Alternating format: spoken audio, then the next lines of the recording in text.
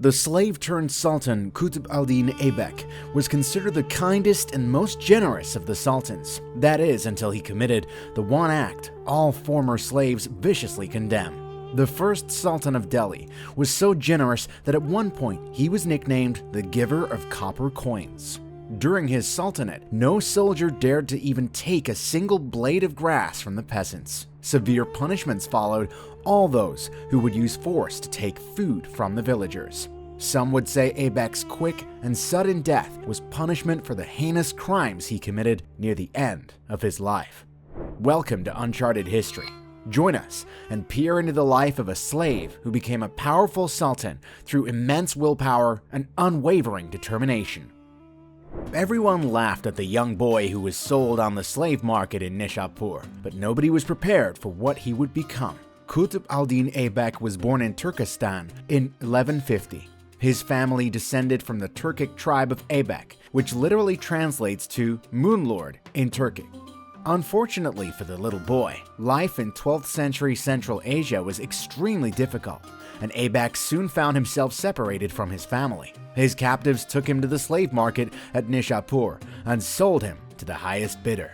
Fortunately for the young boy, the man who purchased him was a descendant of the popular Muslim theologian known as Abu Hanifa. Qazi Fakhruddin Abdul Aziz Kufi took good care of little Aibek.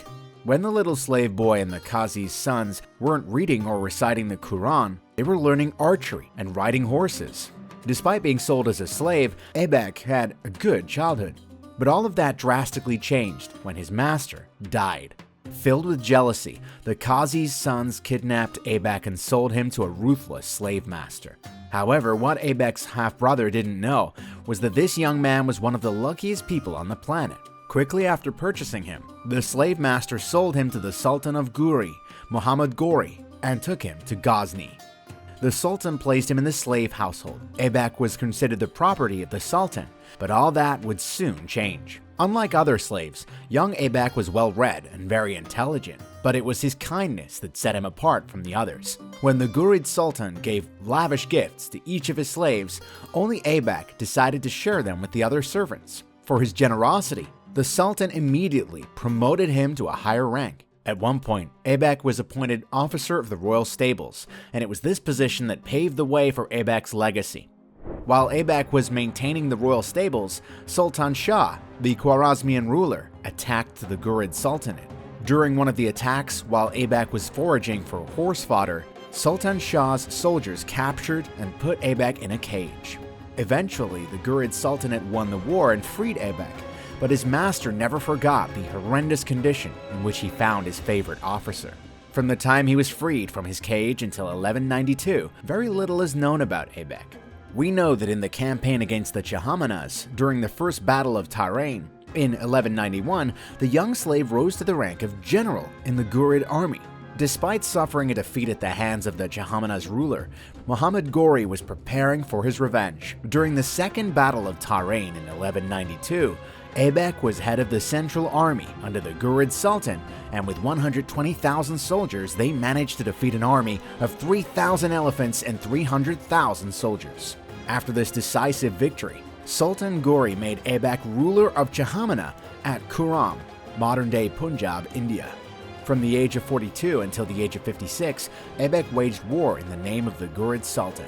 The period was marked by 3 major military operations and 2 heinous crimes.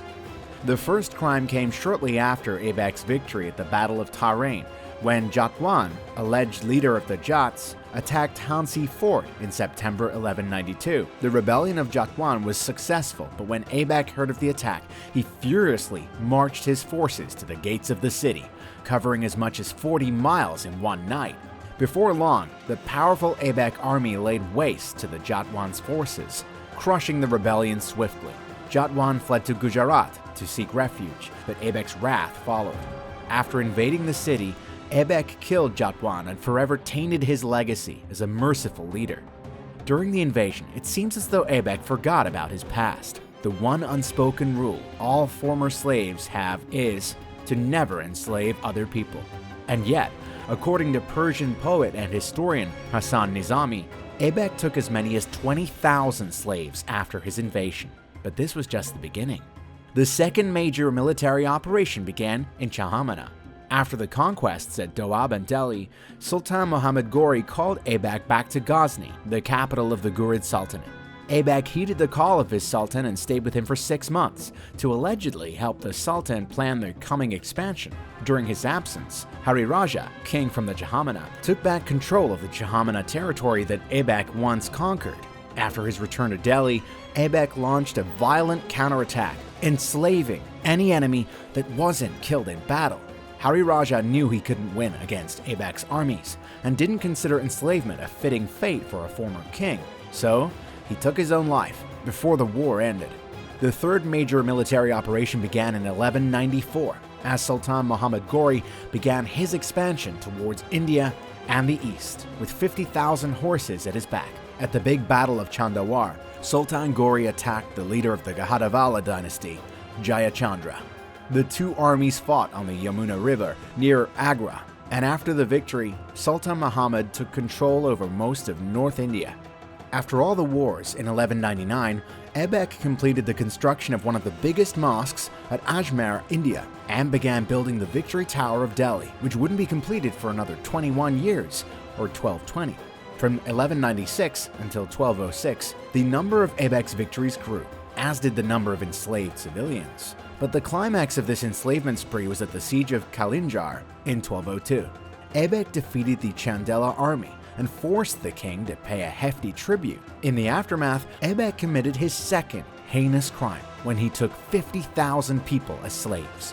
On his return, Sultan Ghori rewarded him by naming Aibak viceroy of the Indian territories in 1206. However, harmony was interrupted when news about the death of the Sultan spread and the power struggle began. Disappointed by his sons, Sultan Ghori considered his slave generals closer than his own blood. They were his fiercest and wisest generals in battle, loyal and obedient. That's why after the Sultan's death in 1206, his 3 slave generals, Taj al-Din Yildiz, Nasir ad-Din Kabaka, and Aibek, were considered the only viable successors of the throne. After the Sultan's death, Aibek took control over Delhi and became Sultan on June 25, 1206. Meanwhile, in the Ghorid Empire, the Sultan's nephew, Ghiyasuddin Mahmud, ascended the throne. After news reached Aibek, he sent messengers to the young Mahmud, asking permission to rule over the Indian territories and Delhi as a sign of respect. When Yildiz, one of the other slave generals, heard of this, he saw this as a sign of weakness and marched against Aibek, hoping to take control of the Indian territories. But Aibek was unmatched in battle. After the victory in 1208 to 1209, Sultan Mahmud recognized Aibak as the ruler of Hindustan, and with this title, started Aibek's hedonistic descent. After fleeing like a coward from Delhi, Aibek died, indulging himself in pleasures. After the recognition from the Sultan, Aibek felt he did not need to prove himself in battle. From a generous and powerful military leader, Aibek turned into a hedonist, spending his last years at parties and amusements in Ghazni.